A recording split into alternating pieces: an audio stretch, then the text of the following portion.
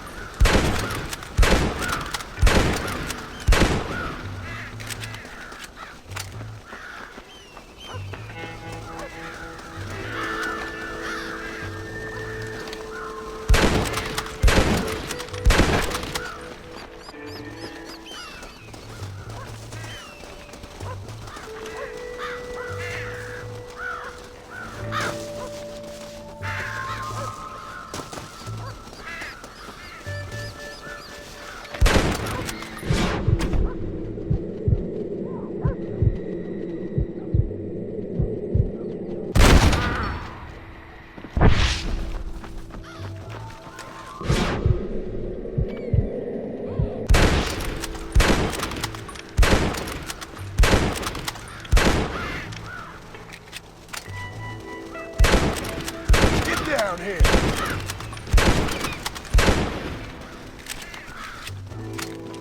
Damn no.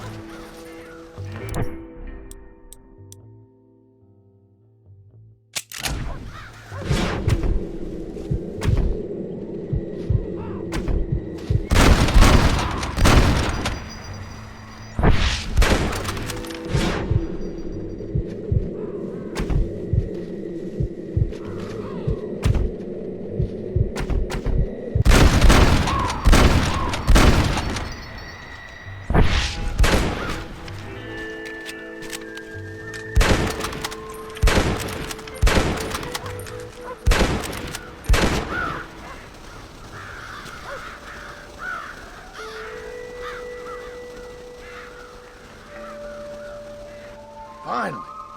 Now about that stew.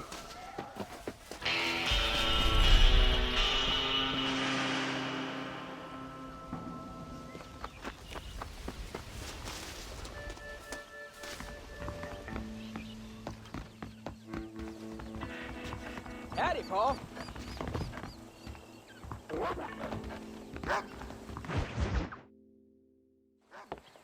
John, we got a telegram from some lady friend of yours, a Bonnie something or other.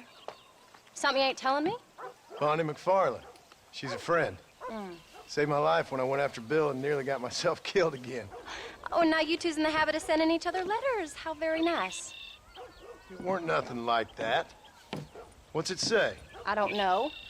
I can't... Well, you know I can't read. Give it here. You read that thing out loud. I ain't hiding nothing. Dear Mr. Marston, stop. Need corn sacks. Stop. Emergency. Stop.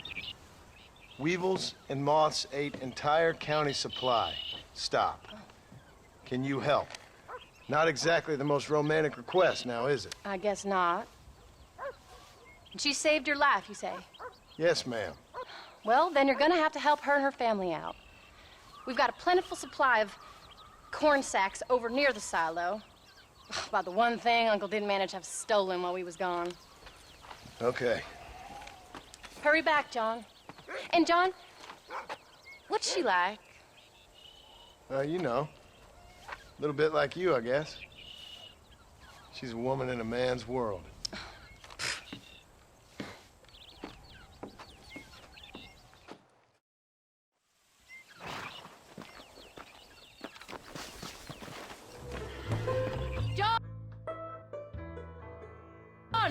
Wait!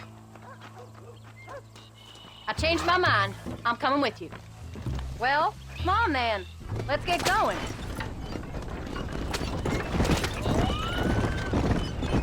I don't think I can let you go off again without me.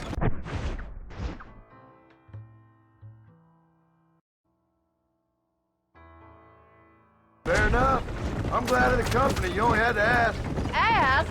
I was waiting for you to ask me. I thought you'd want to keep an eye on the boy. Oh, while you were off cavorting with cowgirls in the next county? I don't think so, John Marston. You only just got home. That Jack's seen enough of me for a lifetime. So, is she married? This Bonnie McFarland? No. What does she look like? I don't know. Pretty normal, I suppose. Normal? What? Normal like me? No. Normal as in 2 eyes, mouth, nose, that kind of normal. Besides, ain't no woman fine as you. A little flattery. Now we're finally getting somewhere. If you find yourself in a hole, the first thing to do is stop digging. Another pearl of wisdom from John Marston. I sure do miss those. I never took you for the jealous type, Abigail. I ain't jealous so much as curious. You heard what she wrote. It's just some corn. She saved my life, and she was decent enough to me, so I owe her this much at least. Go. How did she save your life anyway? She found me half dead on the side of the road and took me to the doctor. Most folks would have left me there. Half dead from what? Bill didn't take so kindly to me visiting on him now. Bill never did like surprises. How was he? Same as he was when we left. Angry and dumb. Taking his revenge out on the world. People down there was really scared of him. Of Bill? You gotta be kidding me. He was only frightening if he was afraid of dumb fools. Bill weren't so bad, but when Dutch went crazy, Bill took it hard. For a while, we all thought we'd found something right. Better way to live, but it was just a lie. Oh, you saw before they did. Maybe. But they was still kind of a family. A family that left you for dead. You knew the truth, John, and they hated you for it. Where did they take you? Who? Those government bastards. Where did they hold you and Jack? I ain't sure. They kept their eyes covered there and back. Can't have been too far from here, though. They treat you right? It ain't the first time I've had a gun to my head, John. You're forgetting your marriage proposal. Very fun. No, they learned pretty quick what would happen if they laid a finger on me. Sons of bitches. It wasn't them or being there. I didn't care about that. I've been in far worse situations.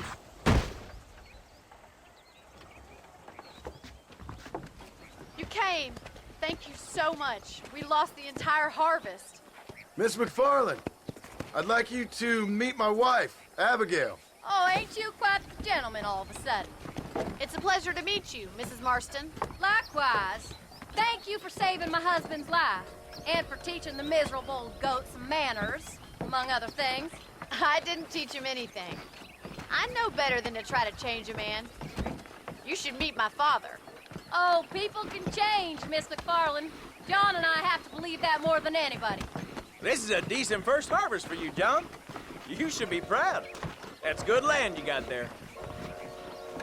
How are you feeling, Mrs. Marston? From what your husband told me, it must have been awful for you. I've been through worse, and I knew he'd be back before too long. He can't cook a meal to save his life. Abigail, in my darkest hours, when I was most homesick, just the thought of one of your rat meat stews kept me pushing forward. Well, about as amusing as a weeping saddle sore, ain't he, Miss McFarland? If you're gonna start yammering about women's work, John, I'd say you might be in the wrong company. I'd say so, too. I never felt so outnumbered.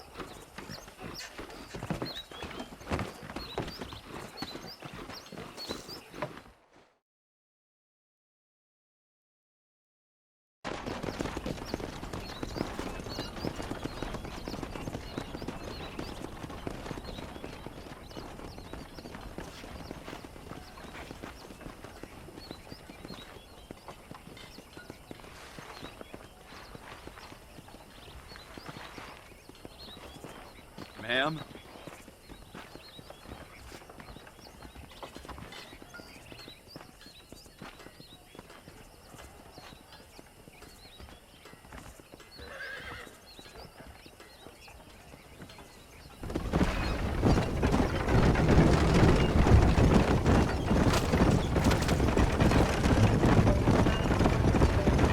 So that was the famous Bonnie.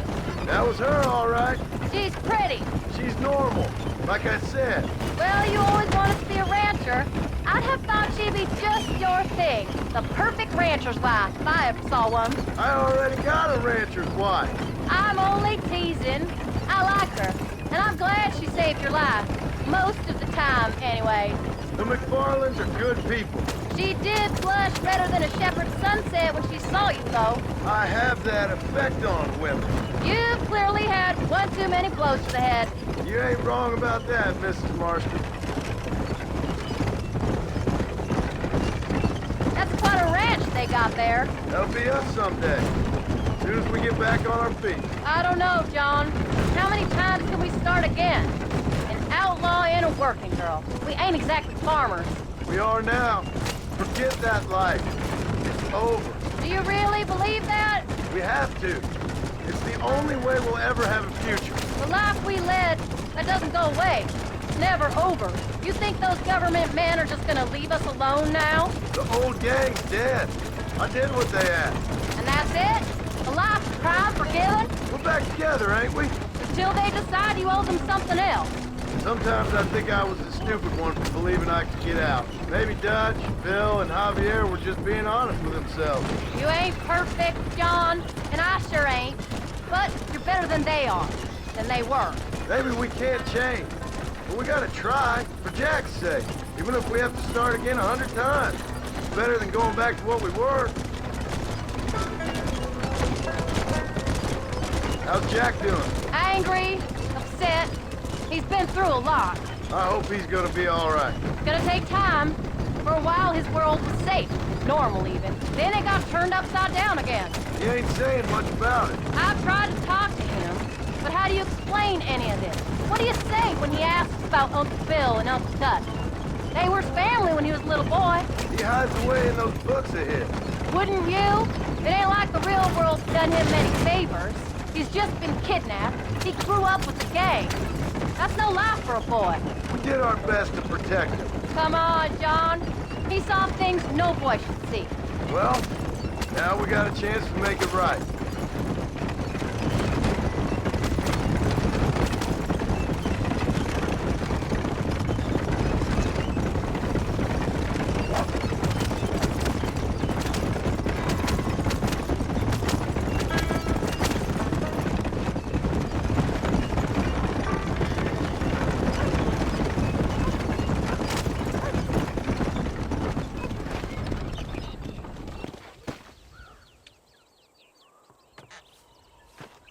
We did good today, John.